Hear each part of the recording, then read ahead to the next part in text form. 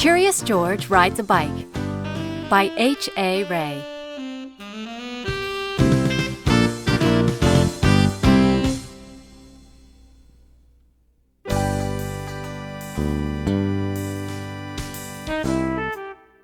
This is George. He lived with his friend, the man with the yellow hat. He was a good little monkey and always very curious. This morning, George was curious the moment he woke up because he knew it was a special day.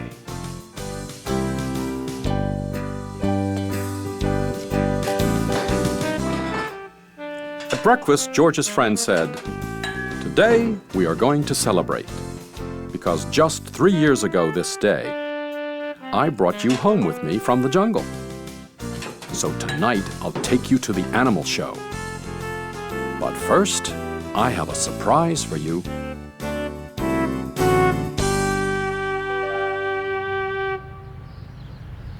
He took George out to the yard where a big box was standing. George was very curious. Out of the box came a bicycle. George was delighted. That's what he had always wanted. He knew how to ride a bicycle, but he had never had one of his own. "I must go now," said the man, "but I'll be back in time for the show. Be careful with your new bike and keep close to the house while I am gone."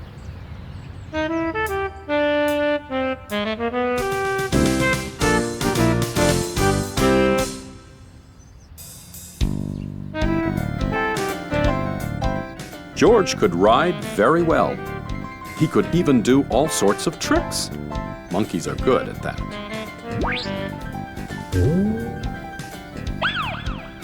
For instance, he could ride this way, with both hands off the handlebar. And he could ride this way, like a cowboy on a wild bronco. And he could also ride backwards. But after a while, George got tired of doing tricks and went out into the street. The newsboy was just passing by with his bag full of papers. "It's a fine bike you have there," he said to George.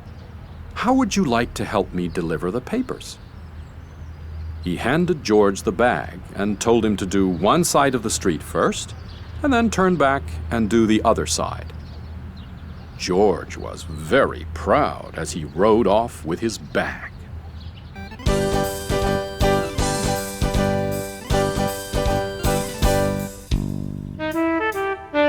He started to deliver the papers on one side of the street as he had been told. When he came to the last house, he saw a little river in the distance. George was curious. He wanted to know what the river was like. So, instead of turning back to deliver the rest of the papers, he just went on.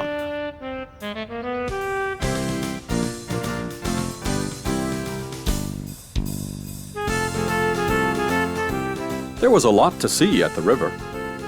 A man was fishing from the bridge. A duck family was paddling downstream. And 2 boys were playing with their boats. George would have liked to stop and look at the boats, but he was afraid the boys might find out that he had not delivered all the papers. So, he rode on. While riding along, George kept thinking of boats all the time. It would be such fun to have a boat. But how could he get one? He thought and thought, and then he had an idea. He got off the bicycle, took a newspaper out of the bag, and began to fold it. First, he folded down the corners like this. Then he folded both edges up, brought the ends together, and flattened it sidewise. Then he turned one corner up Then the other one. Again brought the ends together and flattened it sidewise. Then, gently, he pulled the ends open, and there was his boat! Now the moment had come to launch the boat. Would it float?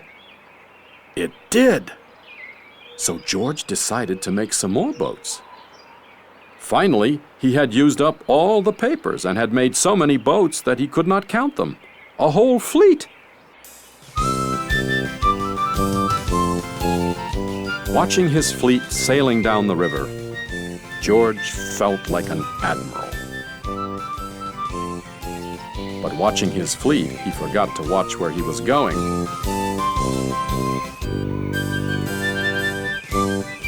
Suddenly, there was a terrible jolt. The bicycle had hit a rock, and George flew off the seat, head first. Luckily, George was not hurt, but the front wheel of the bicycle was all out of shape, and the tire was blown out. George tried to ride the bicycle, but of course it wouldn't go.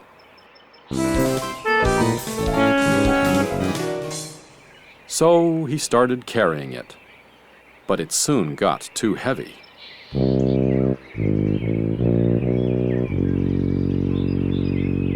George did not know what to do.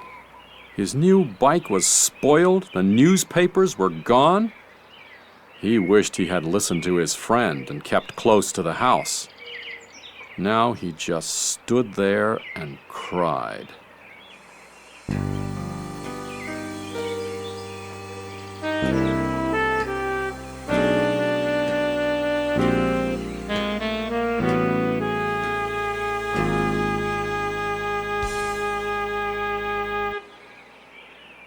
Suddenly, his face brightened. Why, he had forgotten that he could ride on one wheel. He tried it, and it worked. He had hardly started out again when he saw something he had never seen before. Rolling toward him came an enormous tractor with huge trailers behind it. Looking out of the trailers were all sorts of animals. To George, it looked like a zoo on wheels. The tractor stopped, and two men jumped out. "Well, well," said one of the men. "A little monkey who can ride a bike bronco fashion. We can use you in our animal show tonight. I am the director of the show, and this is Bob. He can straighten your wheel and fix that flat in no time. And then we'll take you along to the place where the show is going to be." So, the three of them got into the cab and drove off. "Maybe you could play a fanfare while you ride your bike in the show," the director said. "I have a bugle for you right here, and later on you'll get a green coat and a cap just like Bob's."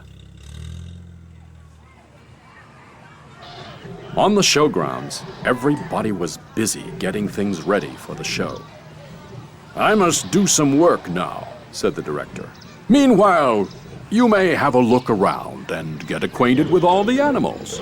But you must not feed them, especially the ostrich, because he will eat anything and might get very sick afterwards."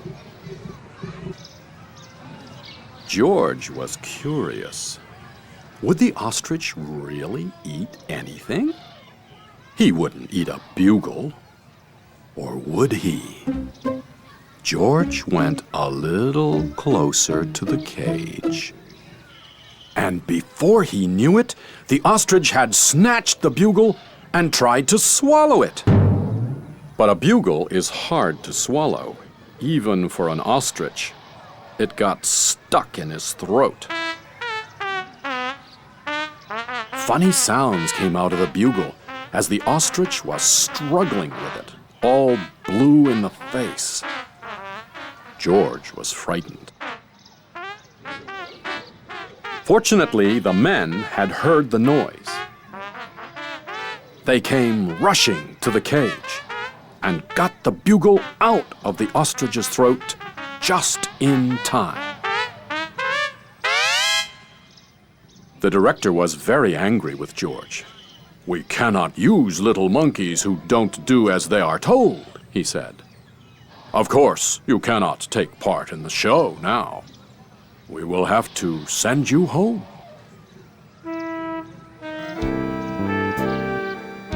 George had to sit on a bench all by himself, and nobody even looked at him. He was terribly sorry for what he had done. But now it was too late. He had spoiled everything. Meanwhile, the ostrich, always hungry, had got hold of a string dangling near his cage. This happened to be the string which held the door to the cage of the baby bear. As the ostrich nibbled at it, the door opened, and the baby bear got out. He ran away as fast as he could and made straight for a high tree near the camp. Nobody had seen it but George. And George was not supposed to leave his bench. But this was an emergency. So he jumped up, grabbed the bugle, and blew as loud as he could. Then he rushed to his bicycle.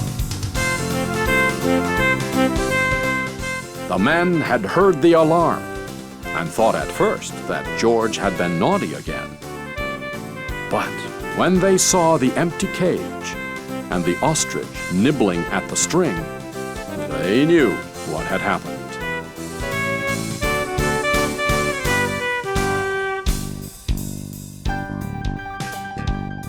George raced toward the tree, far ahead of the men. By now, the bear had climbed quite high. And this was dangerous, because little bears can climb up a tree easily. But coming down is much harder. They may fall and get hurt. The men were worried. They did not know how to get him down safely. But George had his plan. With the bag over his shoulder, he went up the tree as fast as only a monkey can. And when he reached the baby bear,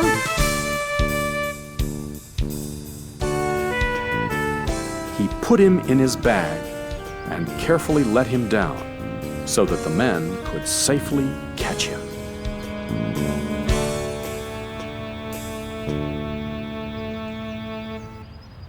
Everybody cheered when George had come down from the tree. "You are a brave little monkey," said the director. "You saved the baby bear's life. Now you'll get your coat back. And, of course, you may ride your bike and play the bugle in the show."